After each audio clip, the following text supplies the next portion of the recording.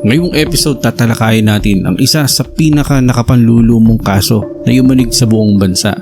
Ang pagpaslang sa Magwad siblings noong Disyembre taong 2021 sa North Cotabato.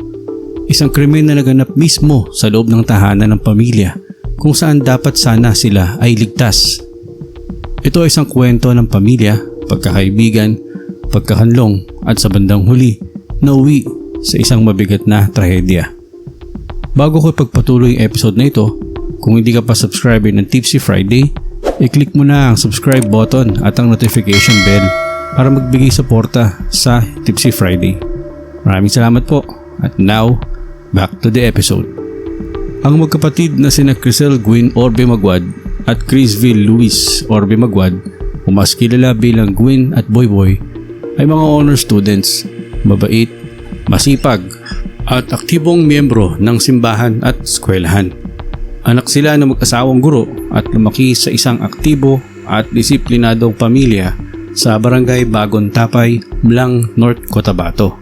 Noong kalagitnaan ng taong 2021 ay kinupkop ng pamilya ang isang minor de edad na babae, isang dalagita na si Janice na nakilala ng pamilya sa pamamagitan ng gawain sa simbahan o church-related activities. Noong ika-10 ng Disyembre taong 2021, bandang 2:00 ng hapon, nakatanggap ng babala si Ginoong Cruz Magwad, ama ng mga bata, mula sa isang kapitbahay tungkol sa kakaibang nangyayari sa kanilang bahay. Siya ay madaling umuwi mula sa paaralan kung saan siya ay nagtatrabaho. Pag-uwi niya, gulo-gulo ang buong bahay. Nakabukas ang mga kabinet. Nagkalat ang mga gamit sa sahig at doon na tumambad ang isang bangungot. Ang kaniyang 2 anak ay wala ng buhay. Si Boy Boy ay natagpuang nakagapos, may busal sa bibig at maraming saksak sa iba't ibang parte ng katawan na umabot sa 51. Si Gwyn naman ay nagtamo ng 32 mga saksak at taga sa katawan. Lumabas si Janice mula sa kanyang kwarto. Halatang nanginginig, basa pa ang buhok at hindi makapagsalita ng maayos. Ayon sa investigasyon, iba't ibang gamit sa bahay ang ginamit sa krimen. Kutsilyo, baseball bat, martilyo at itak. Ibig sabihin, hindi ito simpleng pagnanakaw lamang o biglaang galit. Ito ay planado, marahas at puno ng puot. Ang tanging nakaligtas, ang adopted daughter nila na si Janice. Ayon sa unang salaysay ni Janice, may mga nakamaskar ng lalaki raw na pumasok sa bahay at inatake ang magkapatid habang siya naman ay nakapagtago pa sa banyo. Pero ito ang naging palaisipan ng publiko. Paanong habang nangyayari ang krimen, nakapag-post pa si Janice sa Facebook ng status na siya ay humihingi ng tulong. Isang tila sigaw ng tulong na naging mitsa ng mas malalim pang pagsusuri. Marami ang nagsimulang magduda. Bakit siya ang nakaligtas? Paanong nakapag-online habang nagkakagulo? At bakit hindi nagtutugma ang kwento niya sa mga ebidensya? Sino nga ba si Janice? Ang buong pangalan ni Janice ay Janice Cebial M. Wilin, isang 16 anyos na dalagita na may mabigat na pinanggalingan.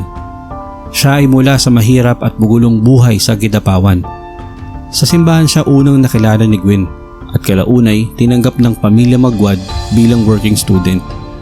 Noong Hulyo 2021, lumipat siya sa bahay ng mga Magwad para bigyan ng bagong simula. Sa kabila ng kabutiang loob ng pamilya, isang insidente ng pagnanakaw ang naganap. Ninakawan ni Janice ng mahigit 10,000 piso ang mga magulang ni Gwyn at Boy Boy, at sa halip na paalisin, pinili ni Gwyn na siya'y patawarin at pakiusapan ng kanyang mga magulang na payagan siyang manatili. Hindi nila alam, ang dalagitang sinusubukan nilang buuin at iligtas ay may mga sugat na pala sa isipan, mas malalim at hindi nila kayang gamutin pa. Sa kabila ng matinding gulat at dalamhati ng buong bayan, unti-unti ring umusad ang proseso ng hustisya. Napag-alaman na si Janice at isang kasama pa nitong lalaki ang sospek sa pagpatay sa magkapatid. Parehong minor de edad ang mga sospek sa kaso. At matapos ang masusing investigasyon at psychological evaluation, napatunayan ng korte na si Janice ay kumilos na may discernment o pag-unawa. Ano ang ibig sabihin nito?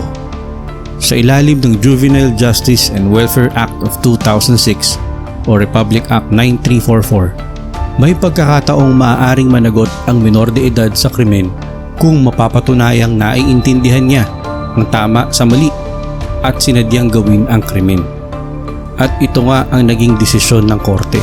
Noong ika-17 buwan ng Mayo taong 2022 sa RTC Branch 16 sa Cabacan, Cotabato, sa pangunguna ni Judge Betoya, hinatulan si Janice ng double murder.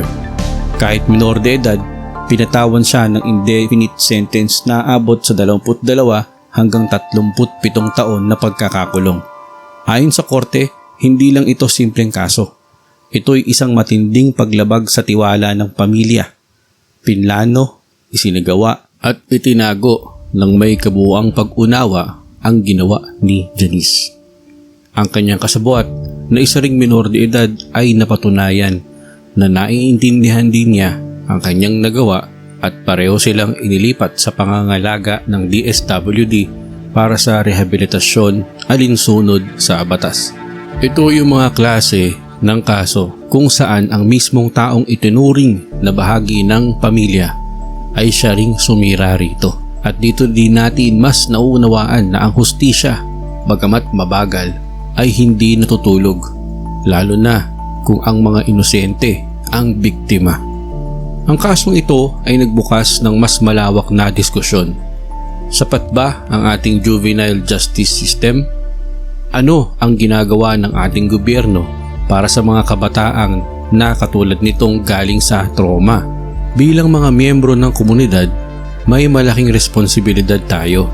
Hindi lang basta magligtas ng kabataan, kundi alagaan, gamutin, at gabayan sila. Ngayon tol, isipin natin, paano kung naging mabuti ang mundo kay Janice o naging maayos ang mga magulang at mga kamag-anak nito? Kung ang mundong ginagalawan niya ay puno ng pag-aaruga, paggabay at tamang disiplina, baka hindi siya napunta sa madilim na direksyon. Baka hindi natin kailangang ilibing ang mga pangarap ni Gwen at Boyboy. Pero ano nga ba ang mabuting mundo para sa isang bata? Ang mabuting mundo para sa isang bata ay nagsisimula sa loob ng pamilya. Ang tunay na family building ay hindi lang basta may bahay o pagkain. Dapat may tamang paggabay, nag-uusap, at alam ng bawat isa ang kanya-kanyang saloobin o damdamin. Ang bawat magulang, guardian o tagapangalaga ay may papel sa tamang paghubog ng values at asal ng isang bata. Hindi sapat na pinapakain lang. Kailangang sabayan ito ng moral at emotional na pag-akay. Pangalawa, may papel din ang buong komunidad. Kahit anong bait ng magulang, kung masama ang kalye, masama ang barkada, o wala tayong support system, mas mahirap ituwid ang bata.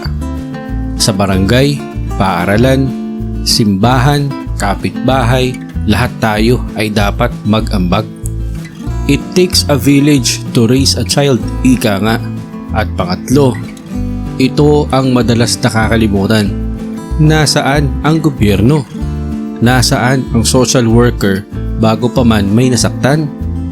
Nasaan ang psychosocial support para sa mga batang galing sa trauma? Nasaan ang aktibong child protection desk sa barangay na sana'y nakabuntot kay Janice bago pa man siya tuluyang mapuno ng galit?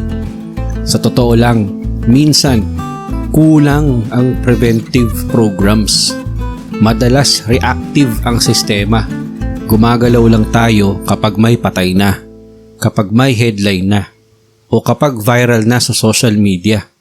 Pero habang tahimik ang mga bata sa kalsada, walang reklamo, o ang mga batang working student na may pinagdadaanan, madalas silang hindi nakikita ng sistema. At sa bawat batang hindi natin nakikita, may panganib na maaring sumabog at hindi na natin kayang maagapan. Kung tinulungan natin si Janice noon, hindi lang ng pamilya, kundi ng buong lipunan at gobyerno, baka nakaligtas siya sa sarili niyang pag-iisip. Maaring hindi sana sila maiisipang bumatay ng kapwa nila tao. Kaya mga tol, ang kwento ng Magwad siblings ay hindi lang trahedya. Ito ay isang babala, isang aral na ang pamilya ang pinaka-importanteng aktor ng lipunan. Ang mga ama at ina ng bawat pamilya ang unang may responsibilidad na palakihin ng maayos ang kanilang mga anak. Mahalin ang mga ito at ilayo sa lahat ng uri ng kapahamakan. Subalit, hindi ito kakayanin ng isang pamilya lamang. Kaya napakahalaga ng papel ng lipunan na siguraduhing liligtas ang kanilang pamayanan. At panghuli, ang gobyerno. Hindi natin pwedeng iasa lahat sa pamilya at pamayanan. Dapat may preventive ecosystem ang pamahalaan para bantayan at suportahan ang kabataan. O siya mga tol, hanggang todits na lang muna. Sama-sama tayo sa mas marami pang kwento, mas maraming aral at mas malalim na pagninilay. Ako si Denison at ito ang Tipsy Friday Pilipinas. Salamat sa pakikinig.